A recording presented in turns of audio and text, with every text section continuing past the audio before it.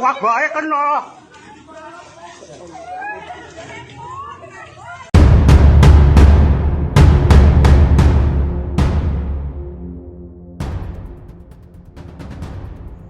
Polresta Banyumas telah melakukan penyelidikan lebih lanjut untuk mengungkap penyebab pecahnya jembatan kaca yang menyebabkan korban jiwa di wisata Degeong Hutan Limpa Kuus.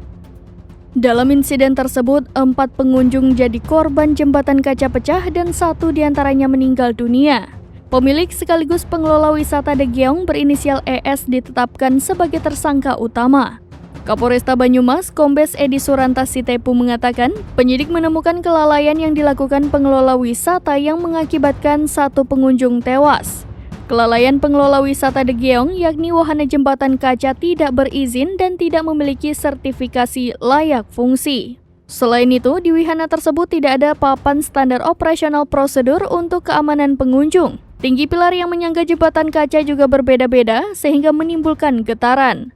Sebanyak 16 saksi telah diperiksa mulai dari karyawan hingga pedagang di sekitar wisata Degeong.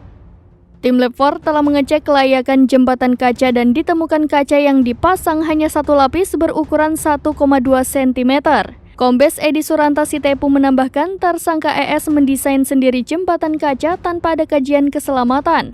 Tim Profesi Ahli Bangunan Gedung Banyumas Cilacap, Dr. Nur Intang STMT menyatakan kaca yang digunakan di wahana jembatan kaca Degeong sudah cacat dan gampang pecah.